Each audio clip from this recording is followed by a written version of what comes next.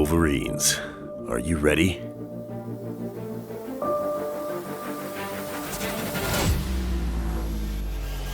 Dig your claws into a podcast that only bleeds green.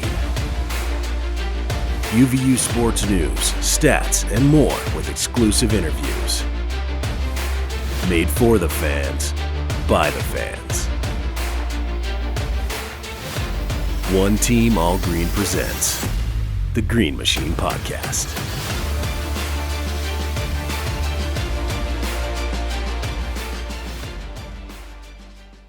Hey everybody, it is another episode of the Green Machine Podcast. It is Tuesday evening, so we'll say Tuesday evening, although we publish this on Wednesday morning, but we record, on Tuesday evening. Anyways, it's been a week or so since our last podcast episode. Tonight, Micah, Tyler, how are you guys doing? Doing good. Awesome, Kyle. Just set up the grill in the backyard. Probably going to try and make some ribs or maybe a little bit of jerky this week. Try and enjoy quarantine as much as possible. Micah, you need to tell everybody who you work for and where they need to go for their grilling and barbecue, fun times. Barbecue needs. I work at Traeger Grills, based out of Salt Lake. So I actually live just down the street in Sugar House. But yeah, smokers and grills, man. It's a pretty good way to enjoy being stuck at your house. You have to describe, well, before all this quarantine stuff happened, what like the meals that you would share on Instagram. I mean, I was jealous and my mouth was getting watery just looking at it. Yeah, we're pretty lucky. We have a pretty incredible team at work. The culinary team that we have are just awesome. They make food all the time, like every day, breakfast on Mondays and then lunches for the rest of the week. And so it's pretty common to have, ribs or just like, grilled chicken, beer can chicken, all sorts of things. And then sometimes we'll get really lucky and they'll be doing photo shoots with a bunch of the food. And then they'll just kind of set it out and be like, hey, we've got some lobster or something. And everybody just runs to the kitchen, tries to grab as much food as possible. But it's a pretty good time. They call it the Traeger 20 because you're definitely going to gain some weight working there. Nice. Dude, that's the life. That is the life right there. Yeah, you should see if you don't follow Micah, it's what Micah or it's Jen Send, right? On Instagram? Yeah, on Instagram, it's Jen, JEN_send, SEND. And then Twitter, Micah D. Jensen. But yeah, I try and promote as much barbecue content as possible. It's good stuff. You need to check it out. Ty, how are you doing tonight? Oh, we're doing good. Just getting prepared for summer semester. Starts tomorrow. Like I mentioned last week, taking Math 1050 and just trying to get ready for that. It'll be good though. I'm excited. Like I've said, it'll be a good challenge, a good opportunity for me, and I'm ready to meet it head on this time, and I'm gonna kick its butt this time. You heard it here first. Way to go, man. How heavy is your course load in the summer? It's only that, believe it or not. So I'm thankful that this is the only class that I have to focus on. So I think that's why I'll do better, is that'll be the only class I have to worry about. So put in the study hours, I'll do the homework, I'll watch YouTube videos, I'll do whatever I need to get a good grade in that class. Way to go, dude. That's awesome. It's a good attitude to have. So let's talk a little bit. Tonight we're going to talk about a couple of things.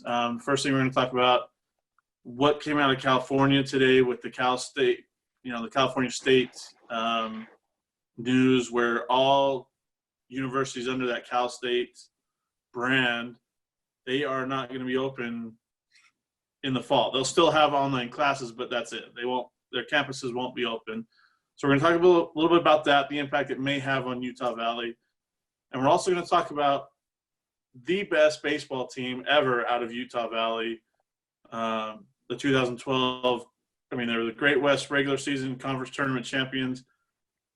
And the season ended abruptly. Let's just leave it at that before, we'll get to that later. But it ended abruptly. Let's just leave it at that. But first, let's talk about that news that came out of California today with those schools not opening up campus in the fall. I mean, what were your guys' thoughts when you saw that? I think I sent you the tweets about it in a message, and just want your thoughts on that. I thought it was interesting. This isn't a California mandate, which I think we need to distinguish. This is Cal State schools, right? So this is San Jose State, San Diego State. These are some pretty big names. SDSU, obviously, their basketball team completely floored everyone this past year. So to see them not being able to start in this fall is going to be really interesting. Kyle, you made a kind of a good point off air about where's this going to go? Because I think you make a great point. I don't think this is just going to stay with California state schools. That impacts quite a few conferences because California touches so many states. So it will be interesting to see how other it's not conferences, but the way you phrase it, other genres of however California separates their schools and tiers, how that affects different conferences, and are we going to see that kind of ripple outside of California? Right. When I got the text, I was actually enjoying my time being out and about at Dick's Sporting Goods. I was wearing my mask and avoiding people. Don't worry, doing my part. But I feel like my heart just kind of sunk because I think I know what's coming, given what happened last year, or a few months ago with the conference tournaments, how the Ivy League canceled. I think it was about a week before all the other conference tournaments happened. Then one by one, they went down, and it just fell. It was a huge domino effect, right? So I do worry that that's something that we might see happen here, kind of like Micah was saying, we might see a ripple effect. So, and I think it's worth noting too, how strict California has been with shutting down. They've been extremely tight about it. So, and you look at Utah, and I'd say that Utah's, almost to the yellow phase of this. Kyle also mentioned off there that he wouldn't be surprised if we see this go to the yellow phase by the end of this week. So it's just all going to depend on a lot of things. It's going to depend on testing, antibody test, can you work stuff out? We'll see what happens. Yeah, I mean, none of us know is the bottom line, but you make a great point with the Ivy League conference. If we start to see other school categories follow this, I just have a hard time believing that this isn't going to affect other schools. And if it does, there's a really good chance we could lose fall sports this year.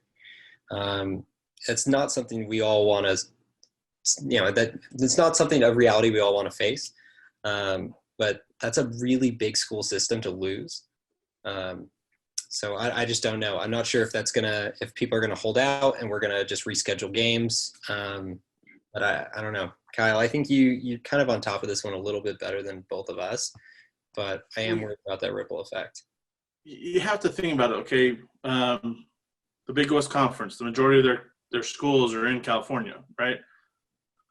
And you got Cal State Fullerton, Cal State Bakersfield now, Cal State Northridge, Sacramento State. I mean, you got a bunch of teams. Sacramento State's actually in the Big Sky, but even then, those are 4 schools that just named off under that state, along with San Jose State, San Diego State, Fresno State. I mean, that's a lot of schools to lose for fall sports.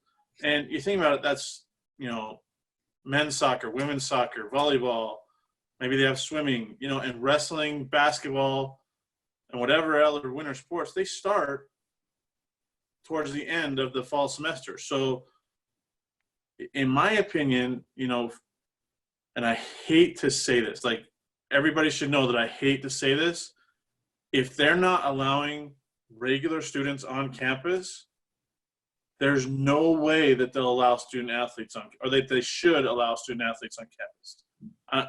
I say that with a heavy heart because I love sports and I want to see it played, and I think things could work out, but I'm not an expert. Like you said, Michael, we don't know what's going to happen. But, you can't just say to the student athletes, well, we're not allowing regular students on. So we're just going to allow you guys on and put you at risk of possibly, you know, contracting this somewhere. It's a difficult situation. And then the thing to watch, do the University of California schools, UCLA, Cal Berkeley, you know, All of them. UC Irvine, UC Santa Barbara, UC Davis. I mean, there's a bunch of them. CST, right? Do they make that decision to not open campus in the fall too? If they do, that's going to make. Excuse me, I run out of breath right there for a few Just minutes. that mad. Yeah. I got passionate for a minute. I'm sorry, but if those schools do the same thing, I think you're going to see that trickle effect become even bigger, because that cuts off half the Pac-12 nearly. You know, that cuts off the Big West Conference. The WAC really isn't impacted in a sense unless California Baptist, which is a private school, decides to close on campus. But remember, they've tweeted out that they have a plan, California Baptist does, to reopen their campus in the fall for the students. So we'll see what happens there. But, I mean, it's just like Tyler said, with what happened with the college basketball tournaments, this just has that same kind of feel to the domino effect of impacting college sports. Go ahead, Micah. No, so sorry. I've been talking too much on this topic, but I will say this. I see two tiers. First off, look at Utah State. You know, Tyler actually has a lot of great connections at Utah State. If we look at Utah State, what are they going to do with their conference, right? On the conference level, what are you going to do? Are you going to cut out the UC schools, or sorry, the state schools, you know, UC state schools, and just play with a short conference, and then put an asterisk next to your name? And then if that happens, what happens at the tournament level? Because if this does ripple out even a little bit, and by some, I won't call it a miracle, by some force, we end up keeping some basketball conferences and school systems, you're going to have to put an asterisk next to anyone who makes the tournament and anyone who wins, because you've eliminated so much of the competition. So I think that's going to go into play when people are starting to factor this, because a lot of those schools are very, very good schools in fall sports. California specifically, because of the ability they have to train outside constantly all year long, they have a lot of really dominant fall programs. So I don't know. We'll see. This feels like a nail in the coffin for me. We're pretty close. There's a few more straws to break the camel's back, but I think this is not a good omen. Yeah, something. Go ahead, Ty. Go ahead. I think something to consider as well is, let's look at how pro sports are looking at rebuilding things. You know, there's been a lot of talk of the MLB and the NBA, you know, opening in just a remote site. You know, the NBA's talked about like the Walt Disney World area. I think they've talked about Vegas, you know, so you get all the teams, you know, and you get them there, you get them their own hotel room. So I wonder if maybe you see collegiate sports try to follow something similar. You know, you get all the schools from a conference, you know, kind of their own designated area, if you would. You know, you get them their own hotel, you know, you give them their training times, you give them their game times, and maybe you see something happen. Obviously, that's a lot harder to execute with Division I sports, you know, and any collegiate sport for that matter, because there's way, way, way more teams and way, way more athletes that you're working with. But I think that if you can see these professional sports organizations work something out, you know, maybe that could inspire something for the NCAA to want to try out. So like you guys have both ultimately said, we don't really know. We wish that we knew, but time's just going to have to tell us for all of this. There could be a hybrid model in there somewhere with what you're saying, right? Because if you aren't letting students on campus, student athletes aren't on campus, but if you give them give them access to the same training facilities that they've had, increase the amount of sanitation that's happening, let them practice, let them train, let them work out, play in an empty stadium, right? That still is getting kind of batted around. I don't know. There might be a middle ground there somewhere. Well, the biggest thing is if pro sports don't come back right now, like if basketball doesn't start up here in the next, couple of months, or baseball doesn't play, there won't be college sports. Like I hate to say that. I'm not, because I mean, you saw once the Rudy Gobert stuff came out and they postponed that entire night of the NBA, that added to the colleges shutting everything down as well.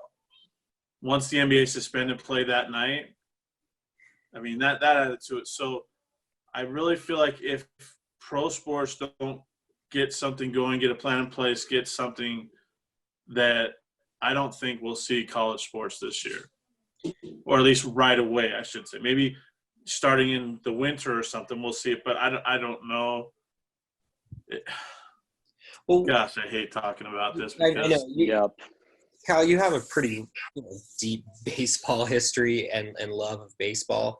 I'm sure you saw kind of the reports on the texts that are going out to all the baseball players, to vote anonymously on what they want to happen. What do you think professional MLB players are leaning towards? What are these athletes kind of pushing to happen? Are they clamoring to come back? Do they want to sit out and get paid to train? Like where do you think this is going? If that is the tipping point that leads into the NCAA, right? To be honest, I think they want to play, but I think they also understand there has to be some. I don't know. There's so much give and take with this situation that they have to get from the owners in order to play. Like I would say mentally they want to play, but that's only a part of it. Like they have to know that there's going to be precautions taken where they're going, where they're playing, when they're playing, where they're staying, because you got to remember the most likely scenario that I could see is they're going to be isolated from their families for the entire season. There's no way that if you're traveling from ballpark to ballpark or hotel to hotel, the other thing is I don't think they're going to be able to play in their home cities. This is going to be either in Arizona or in Florida, where spring training facilities are at, if they play. There's no way that California is going to open up those baseball stadiums, or that Illinois will, because Illinois is locked down. Philadelphia, same thing. New York, obviously. So there has to be precautions in place, and I think that that's something that the players are taking into consideration. I think that's why they shot down the initial offer by the owners to play. But I think from what I've read, a lot of them want to play. It's just like the NBA guys. I think I saw that they were on a big Zoom call, a bunch of them, LeBron James, Giannis, all of those big names were talking about how they want to play. So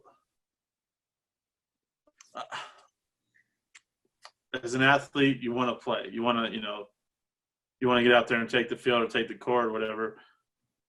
But technically it's not up to them. And with states on lockdown like a California, Illinois, Pennsylvania, New York, and so forth, like how do you work with that? And that's where the other issues come in. Where are we going to play? When are we going to play? Who's going to be able to be there? Where are we going to stay? So forth and so on. So there's so many variables that it's just but in their minds, they probably want to play. But they have to figure out all those other variables. Fair enough. Can I just say that I'm so glad that I'm not calling the shots with all these leagues right now, because holy cow, man. The Adam Silver, with the NBA, the MLB, even Roger Goodell at the NFL. There's so many variables in play right now, and so many different things that you have to consider. I'm just so grateful that I'm not in their positions right now. I'm sure it's incredibly stressful, honestly. Oh, I agree. So before we get to the UVU baseball team, some other news that came out tonight. UVU small forward Kazan Jardine will finish up his collegiate basketball career at the University of Hawaii. Came out tonight that he committed to the Rainbow Warriors. Congratulations to him. Best of luck there. I just wanted to bring that news out to you that he had committed to Hawaii. So we're down to, what did you say, Ty? We're down to 9 eligible players right now for the men's basketball team. Yeah. And that's the only exception there. Unless Blaze Neal gets his waiver approved immediately. Yeah, so there's 10 players on the roster, 9 that are currently eligible. So we'll see what happens with Blaze Neal. So Madsen still got some scholarships to throw out there. So we'll see what he does with them. Maybe we get a couple of walk-ons added. So I'm excited to see who else comes and joins the team. Is he? I think the recruiting period goes through August, so he's got some time as well. Absolutely. Little Zoom recruiting. Is he sitting on 10 scholarships total, or is it 12 scholarships, or is it? I thought it was 13 for the men's. And I think it's 15 for the women. Oh, I didn't realize. I remember. I thought those were open spots without scholarships. Interesting. No, so you have head count scholarships, so they all get full scholarship. Basketball players all get a full scholarship. There can be some walk-ons or whatever, but I believe it's 15 or 13 head count scholarships for men's basketball. Got it. Yeah, so he's still got some recruiting to do. So we'll probably see some more names come in, hopefully. Maybe some Cal State schools. It's funny. Somebody asked that on a tweet tonight. If the rest of the nation, has sports this year, are those kids from the Cal State schools going to be able to transfer immediately and play immediately? So be pretty interesting. Be interesting to see. Anyways, let's get to this 2012 UVU baseball team. A tweet popped up today that talked about a win over New York INT, a 10-0 run rule victory that went 8 innings. Preston Olson struck out a single game record 16 batters in that win. So he's basically 2 batters an inning is what he struck out. That's pretty crazy. But that was the 31st straight win out of 32 straight wins for this 2012 baseball team. Let's talk about the good stuff first till we get to why their season came to an abrupt halt. Yeah. I think my biggest takeaway, my favorite part of the 2012 baseball season, and to your point, we'll stick to favorite parts for now, is completely undefeated in conference play. I would love to know how many teams have gone in the NCAA, how many NCAA baseball teams have gone undefeated in conference play ever. That is such an insane, for anyone who follows baseball or anyone who follows baseball stats, which is baseball, right? It's such an outrageous number to hit. I don't care what conference you're a part of. I don't care who you're playing. If you put the best team in the NCAA against some unranked 300th school and have them play 10 games, they're probably going to win one, right? It's just how it goes. It's how innings work. So really cool. I did love that. I think that, now the UCCU field, it's just that was a pretty magical place that year. Absolutely. I think the biggest thing that stands out to me is, get this, fellas, they started with a record of 7-11. Through their first, 18 games, they had a losing record, and then they just got hot, winning 32 in a row. And I actually looked into it, and were it not for an extremely close loss to the University of Utah, where they fell 10-11, they would have won 43 games in a row. That's unfreaking believable. Honestly, that's ridiculous. So to think that they were just, a couple of runs away from that, it's pretty remarkable to me. Yeah. And you think about it, they had 3 All-Americans on that team. Goose Kalunki, who had all kinds of first-team All-American honors. Biggest one was from the National College Baseball Writers Association, and he was also third team on a couple of them. Billy Burgess was named an honorable mention All-American. And who was the other one? There was another one. I thought I had this in my notes. Austin Heaps was another one. Was it Austin Heaps? Austin Heaps earned All-American honors too. So, I don't know. If you've ever heard of a team winning 40 or 41 games, I don't care what sport it is, that's amazing. Like, you think about it. If a team from the SEC or the Big Ten or Mountain West Conference won 40 of 41 games, guaranteed they'd be in the NCAA tournament. Guaranteed they'd probably be a top 8 seed. But, I mean, I don't know. It just – sorry if you hear a baby crying in the background. That's my son. He's in another room, but he's pretty loud. So forgive me for my 3-year-old toddler. But, I mean, they beat BYU, split with Utah, beat number 4 Arizona, split with number 11 Arizona State. I mean, it wasn't like they didn't. They're playing didn't, They're playing. Yeah, I mean, they beat good teams, right? And to cap it all off, 4 straight wins in the Great West Conference Tournament. I mean, why don't you wrap us up? How did we abruptly end? But before we get into that, let me just say the senior core of that group was fantastic. You know, you had Goose Kalunky, Billy Burgess, Preston Olson, Jake Rickenbach, and Austin Heaps, just to name a few of them. But I think the thing that stands out the most to me about that senior group, they were all recruited within like a 50-mile radius. Like, seriously, all of those kids were local kids. Yeah. So I'm not going to tell Coach Madsen how to do his job, but if you can get some of that local talent, over, if you can get them to commit to UVU over schools like BYU and Utah, if you can get them to come here and you get them to stick around for 4 years, we saw what happened with that. We had some AllAmericans. So if Coach Madsen can start to get some of that local talent back, and you get him to stick around for 4 years, he's going to see success again, guaranteed. Well, and something else to go around with that local talent. You think about that 2016 WAC championship team. Yeah. I mean, the starting their ace pitcher was from American Fork. Starting shortstop was from Riverton. Other guys were from Utah, or at least Utah, Nevada area, Idaho. I mean, like you said, it's a local thing that you have talent here. If you get that together and they play together long enough, they're going to do humongous things. Totally. And I think we should give props to where props are due.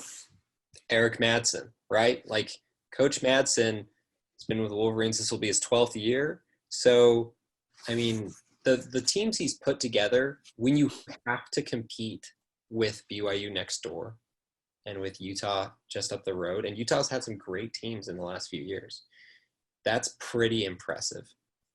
Especially that 2016 was that, that first, tournament appearance that we've ever made.